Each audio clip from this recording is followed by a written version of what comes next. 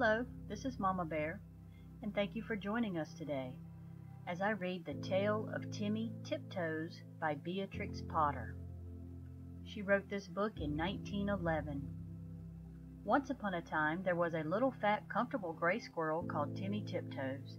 He had a nest thatched with leaves in the top of a tall tree, and he had a little squirrel wife called Goody. Timmy Tiptoes sat out enjoying the breeze. He whisked his tail and chuckled, "Little wife Goody, the nuts are ripe. We must lay up a store for winter and spring." Goody Tiptoes was busy pushing moss under the thatch. "The nest is so snug we shall be sound asleep all winter. Then we shall wake up all the thinner when there is nothing to eat in springtime," replied prudent Timothy. When Timmy and Goody Tiptoes came to the nut thicket, they found other squirrels were there already. Timmy took off his jacket and hung it on a twig. They worked away quietly by themselves. Every day they made several journeys and picked quantities of nuts.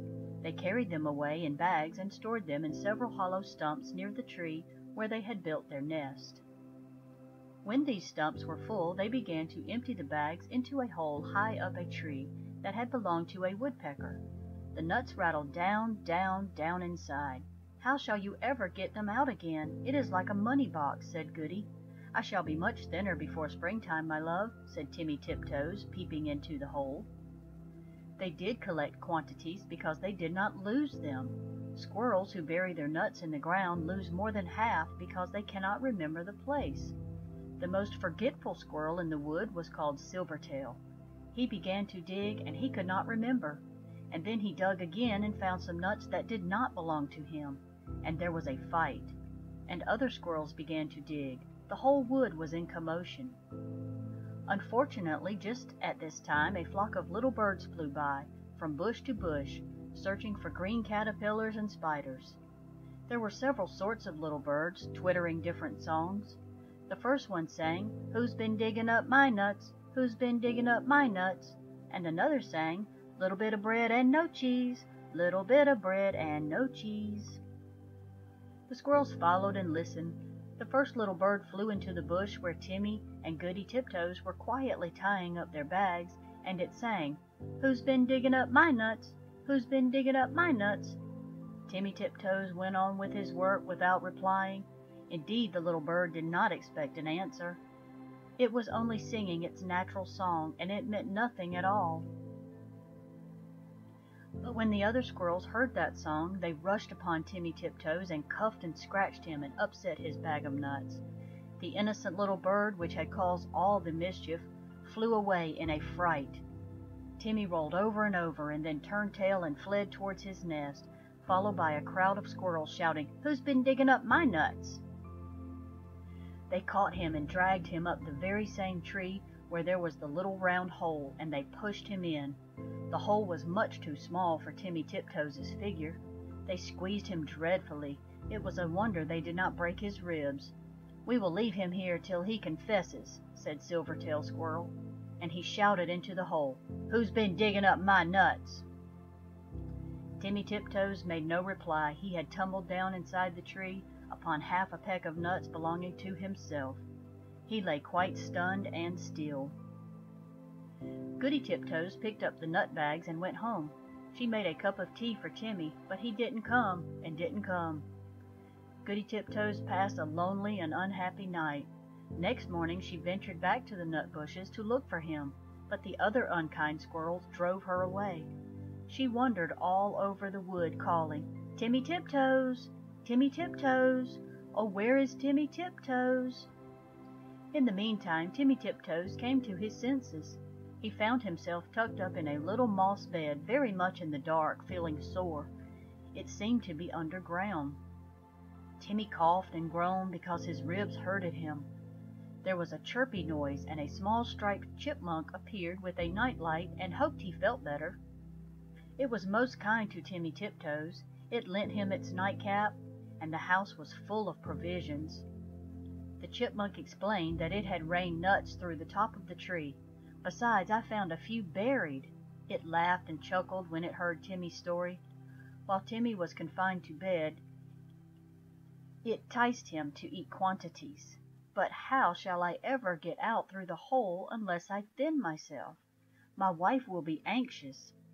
"Just another nut or 2 nuts. Let me crack them for you," said the chipmunk.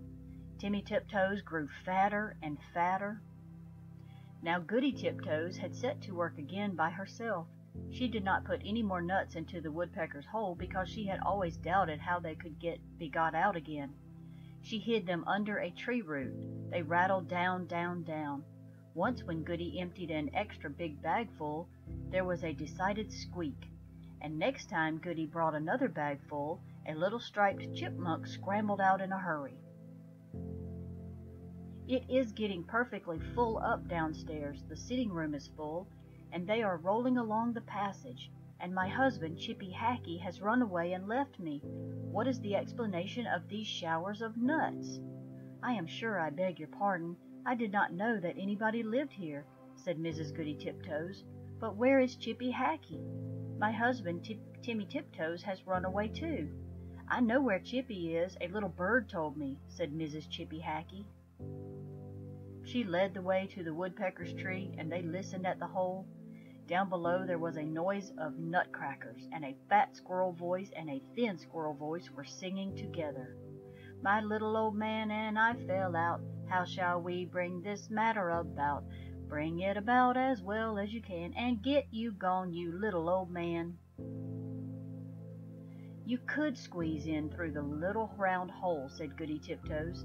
"Yes, I could," said the chipmunk, "but my husband, Chippy Hackee, bites." Down below there was a noise of cracking nuts and nibbling, and then the fat squirrel voice and the thin squirrel voice sang, "For the diddlum day, day diddle dum dee, day diddle diddle dum day." Then Goody peeped in at the hole and called down, "Timmy Tiptoes!" "Oh, fie, Timmy Tiptoes!" And Timmy replied, "Is that you, Goody Tiptoes? Why, certainly."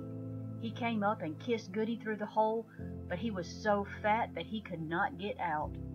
Chippy Hackee was not too fat, but he did not want to come. He stayed down below and chuckled.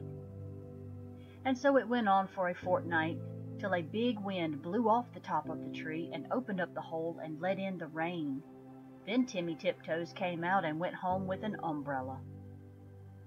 But Chippy Hackee continued to camp out for another week, although it was uncomfortable.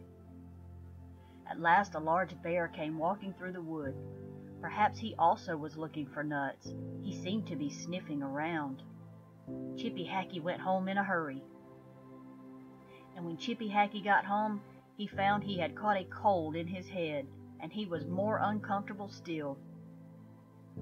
And now Timmy and Goody Tiptoes keep their nut store fastened up with a little padlock. And whenever that little bird sees the chipmunks, he sings, "Who's been digging up my nuts? Who's been digging up my nuts?" But nobody ever answers. The end. Thank you for joining me today as I read the story of Timmy Tiptoes. I hope you enjoyed it, and I hope you will join me again for another reading.